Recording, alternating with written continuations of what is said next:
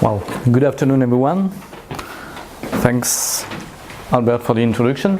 So I'm trying to give you some ideas and overview of why S2S forecasts are important for the power sector, with the focus on EDF applications, of course. So what I try to cover is to give you some background about energy and weather and climate importance for energy sector. Then I will try to describe a few processes in which climate predictions are important. Then I will just give a couple of examples of what we are doing at EDF, and then I will have some key messages. So first of all, you all know that the energy sector is facing a major transition. It's not in front of us, it's already there. In particular, we have to keep in mind that worldwide around 1 billion people do not have access to electricity, which is just insane in the 21st century. The second point is that, of course, we have to face climate change. And the third fact is that the energy sector is more or less responsible for 1/3 of the CO2 emissions in the world. So the energy sector really needs to transit from this mainly fossil carbonized picture to a cleaner one in the next couple of decades. For this, the power sector is in a very good position because it's extremely easy. I weight my words, but it's extremely easy compared to other sectors to decarbonize the power sector. It's very easy to go from fossil fuel electricity generation to renewable generations, for instance. But then the problem is that it makes the sector more and more dependent on weather and climate variability and weather and climate change, of course, because renewables need water for hydropower, wind for wind generation, and solar radiation for solar power. So the more we add renewables, the more the sector will be dependent on weather and climate. But the other traditional, I would say, dirty fossil fuels-based plants will also have to face an increased variability in climate and climate change modifications in mean and extremes and so on. For instance, for the cooling of thermal power plants, you need water, or you need those towers, cooling towers and so on, which are impacted by climate parameters as well. And so this to say that more than ever we need improved forecasts. We need projections into the future to know what conditions, what climatic conditions will the energy systems have to face. But we also need improved forecasts on the shorter term, including subseasonal to seasonal, to allow for the integration of renewables in particular into the energy systems. So, just to give you, there will be one or two technical slides.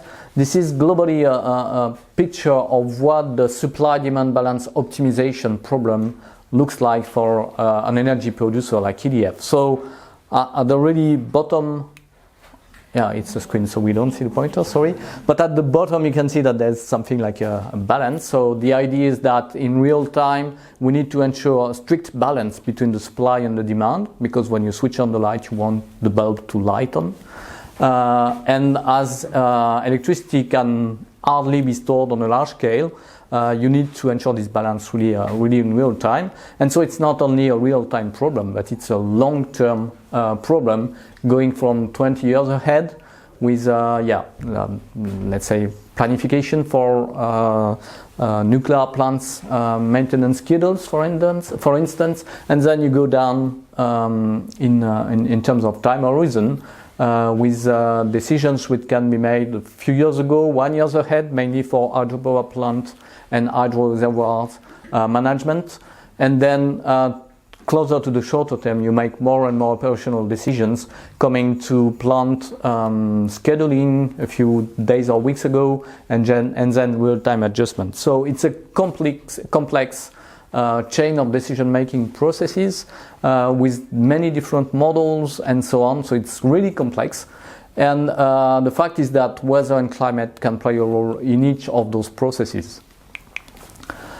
That's where subseasonal and seasonal forecasts can come and play a role, because there's a window of opportunity for this kind of forecast.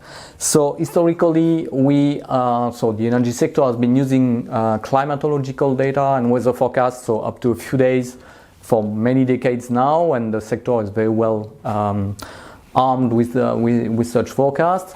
More and more companies are also using climate change projections. Not all of them, and you would be surprised that many of energy companies do not even talk about climate change, especially in some countries. But then some companies are using climate change information. But in the middle, there's little which is done currently, or only a few key actors. And this is why we think that there's a window of opportunity there, and I'm convinced there's some possible market for climate services on those timescales. I'll give you now two examples of what we do at EDF. So I was hired 18 years ago, as Albert mentioned a few minutes ago, and it was to work on seasonal forecast applications for the optimization of the supply-demand balance. And 2 years after I was recruited, there was the 2003 heat wave, and that was a very good opportunity to convince our end users that they could benefit from at least qualitative information on seasonal forecast. And from then I designed a seasonal outlook, of which you see the first page there, which basically is an expert assessment of the available forecasts from all over the world. So currently we use ECMWF, Meteo France, the Met Office, the Japan Meteorological Agency, the IRI, and the World Climate Service products to make such an outlook in which we have some synthesis maps for temperature and precipitation for the next 3 months, and then a summary statement of a few lines, no more, because the users don't want to hear about the stratospheric polar vortex or about weather regimes and so on. They want to know if it would be warmer or colder over France and over the rest of the Europe, and no more. Some of them are eager to learn a little bit more about meteorology and climate, but basically they want simple information.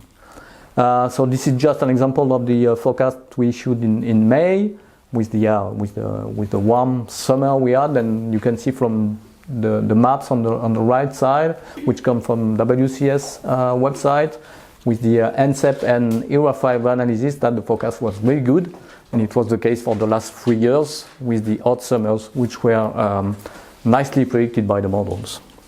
By the way, you can just notice I decided to put the two analysis maps because they don't show exactly the same picture. So you can see that even in analysis, which is supposed to be more or less the observation, there is some uncertainty. This is another example from monthly forecast. So this is based on the ECMWF sub-seasonal forecast that will be soon integrated into the DST. For S2S 4E, and basically what we get are the 51 members ensemble prediction for temperature over France, and from that we build different graphical products. So basically this one is a temporal evolution, so from day 0 to day 32 of the probability density function of temperature. So basically here you have something like 35% of the simulations which say that on that day you will have a -6 degree temperature over France. It's an anomaly, it's not an absolute value.